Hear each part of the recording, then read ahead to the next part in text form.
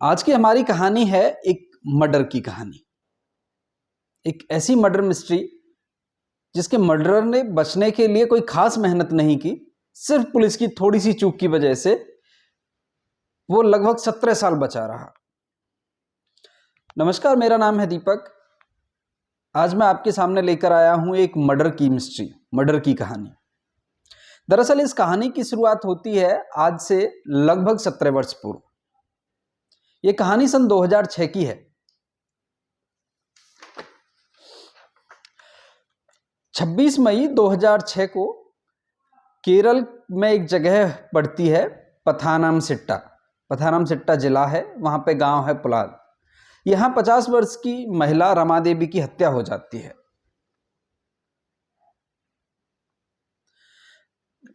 रमा देवी की जिस वक्त हत्या होती है उस वक्त उनके पति ने बयान दिया कि वो घर पे नहीं थे जिस वक्त उनकी हत्या हुई। वो अपनी ड्यूटी पे थे। उनके पति का नाम जनार्दन नायर था। जनार्दन नायर डाक विभाग में एक सीनियर अकाउंटेंट के पद पर कार्यरत थे। इन जनार्दन नायर ने पुलिस को बताया कि जब हत्या हुई तो वो अपनी ड्यूटी पे थे और जब वापस आए तो उन्होंने देखा कि उनकी पत्नी की हत्या हो चुकी है और दरवाजा अंदर से बंद है। वहां प्रत्यक्षदर्शी व पड़ोसियों का कहना था, जो आस पड़ोस के जो लोग थे उनका कहना था कि यहाँ पे एक पास में एक कंस्ट्रक्शन साइट थी कि यहाँ कंस्ट्रक्शन साइट पर एक मजदूर काम करता था और वो मजदूर इनके घर के आसपास देखा गया है। पुलिस को शक गया कि यदि मजदूर को आसपास देखा गया है तो हो सकता है कि इनकी हत्या उस मजदूर ने ही की हो। उस मजदूर का नाम था चुटला मुथु। जैसे ही उस मजदूर को पता चला कि इस हत्या में पुलिस को उसके ऊपर शक है तो वो वहां से भाग गया बगैर किसी को सूचना दिए। तो वो चुटला मुथु नाम का जो मजदूर था वो एक महिला के साथ रहता था वहां पे। वो उस महिला को भी अपने साथ ले गया। अब पुलिस का शक उस मजदूर के ऊपर और गहरा हो गया।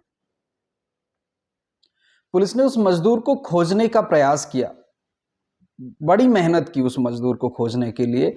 कभी पुलिस को पता चलता कि उत्तर प्रदेश के कानपुर में वो मजदूर है तो वो कानपुर आती, खोजती, लेकिन पुलिस को उस मजदूर का कोई ठोस सुराग नहीं लगा और वो मजदूर पकड़ा नहीं गया।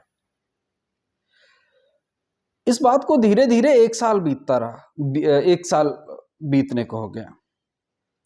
इस बीच जो रमा देवी थी जिनकी हत्या हुई थी, उनके पड़ोसियों ने उनके हत्यारे को खोजने के लिए, पुलिस प्रशासन पर दबाव बनाने के लिए बहुत सारे प्रोटेस्ट भी किए, लेकिन पुलिस के लाख प्रयासों के बावजूद भी कातिल पकड़ा नहीं गया।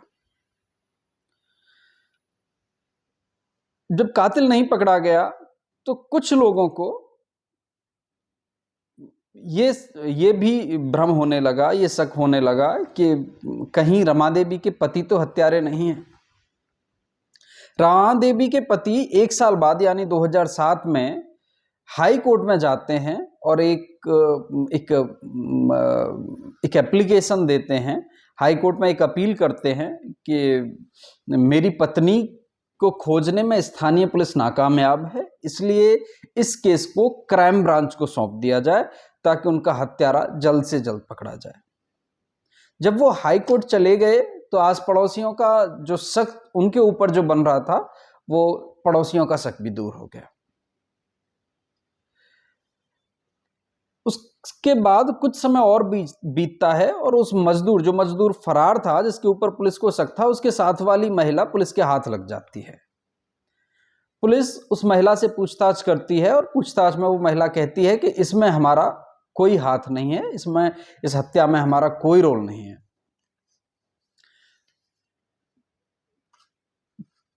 लेकिन क्योंकि पुलिस उस मजदूर को ही हत्यारा मान रही थी तो पुलिस सोचती है कि ये महिला भी शायद झूठ बोल रही हो।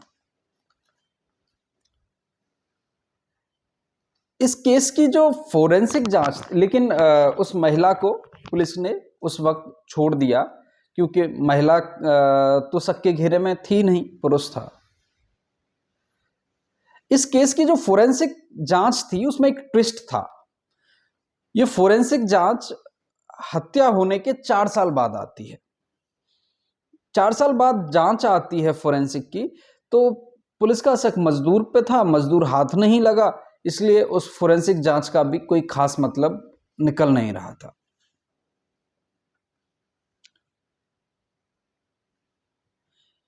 जो जांच एजेंसी के अधिकारी थे वो धीरे धीरे शांत होने लगे, लेकिन क्योंकि हाई कोर्ट में मृत महिला के पति ने एक याचिका डाली हुई थी, इसलिए ये केस क्राइम ब्रांच को मिल गया।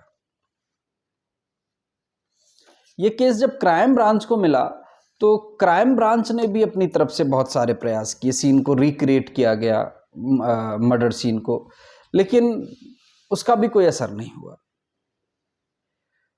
उसके बाद सन 2022 में क्राइम ब्रांच में एक नए पुलिस अधिकारी इंस्पेक्टर सुनील राज आए क्राइम ब्रांच में, और उन्हें ये फाइल मिली। इस बार उन्होंने हर चीज को फिर से शुरुआत करने की ठानी। जो क्राइम ब्रांच के जो नए इंस्पेक्टर आए थे सुनील, उन्होंने इस केस को एकदम बारीकी से जानने का प्रयास किया। उन्होंने सीन को रिक्रिएट करने का प्रयास किया, और वो जहां पर जिस मकान में उन महिला की, रमा देवी की हत्या हुई थी, वो वहां पर पहुंचते हैं, लेकिन मकान उस समय तक टूट चुका था।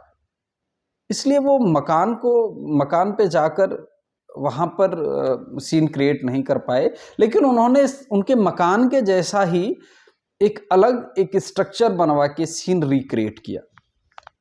और उसमें उन्होंने जो महसूस किया वो ये था कि जिस ऊंचाई से उनके पति ने बताया था कि ये दरवाजा अंदर से बंद था और मैंने रोशनदान से उसे खोला था, वो रोशनदान जिस ऊंचाई पे था, उसकी डिटेल मर्डर की फाइल में थी, वो जिस ऊंचाई पे था उस ऊंचाई से दरवाजे को खोलना नामुमकिन था।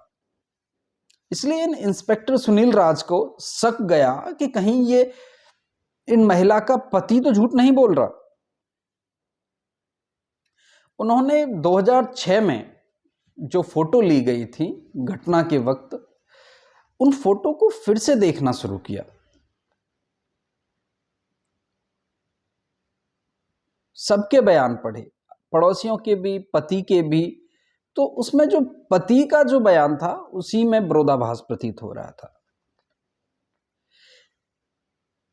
जिस दरवाजे के ऊपर वेंटिलेटर के लिए लगी जाली वाली जगह से उसे तोड़कर दरवाजे को खोला था, अब इसकी पड़ताल के लिए उस समय ली हुई फोटो के आधार पर इंस्पेक्टर सुनील ने उसी तरह का डिजाइन तैयार किया, दरवाजे के ऊपर जाली लगाई, इसके बाद दरवाजे को खोलने का प्रयास किया तो वो दरवाजा खुला नहीं।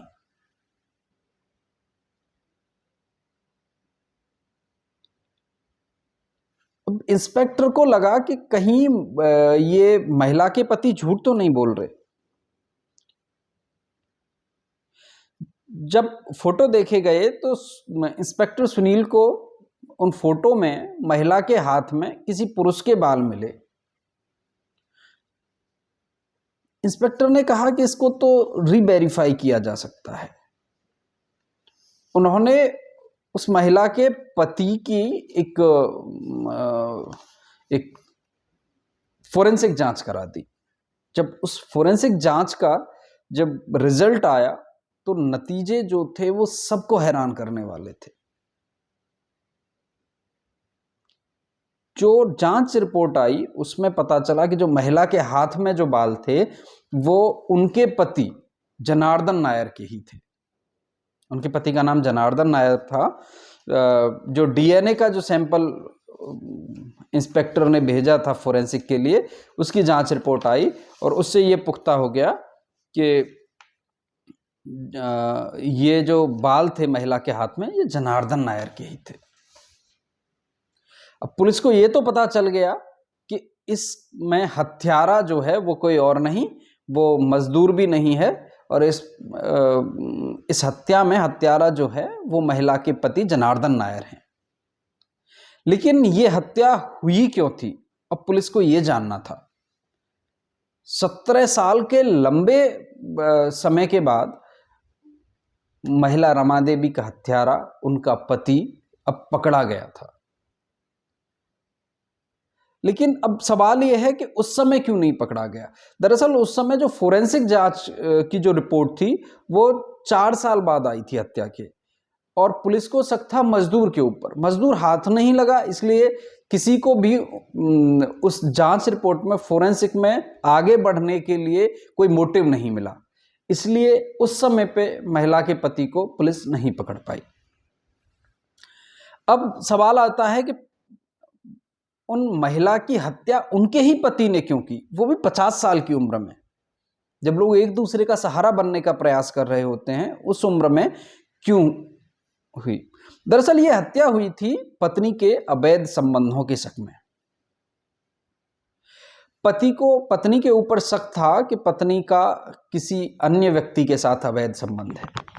जिस दिन हत्या हुई उस दिन पति और पत्नी के बीच झगड़ा, और झगड़ा ही नहीं, मार पिटाई चल रही थी, दोनों एक दूसरे को पीट रहे थे। इस बीच पति के हाथ कोई धारदार हथियार लग जाता है और उन्होंने उससे पत्नी की हत्या कर दी थी।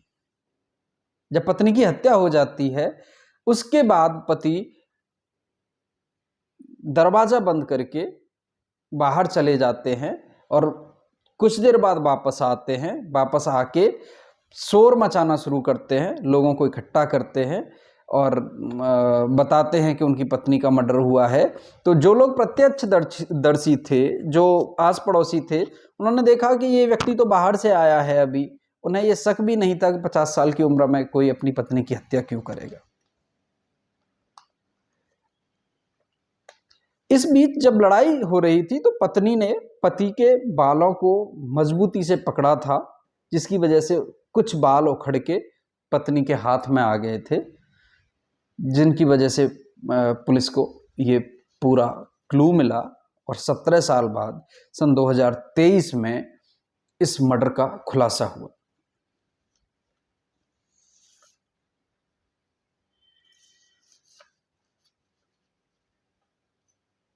दरअसल पति और पत्नी का रिश्ता ये बड़ा नाजुक होता है। यहां थोड़ी सी भी चूक, पति पत्नी ही नहीं, परिवार का, समाज का हर रिश्ता नाजुक होता है। यदि आपको किसी चीज के ऊपर शक भी पैदा होता है तो कृपया उसकी जांच कर लें। और लड़ाई झगड़ा या किसी की हत्या कर देना, इस चीज का कोई उपाय नहीं है। लेकिन नियति जब खराब होती है तब कौन क्या कर बैठता है किसी को नहीं पता चलता, वो अपने बस में भी नहीं होता। खैर, एक नई कहानी के साथ मैं फिर से हाजिर हूंगा।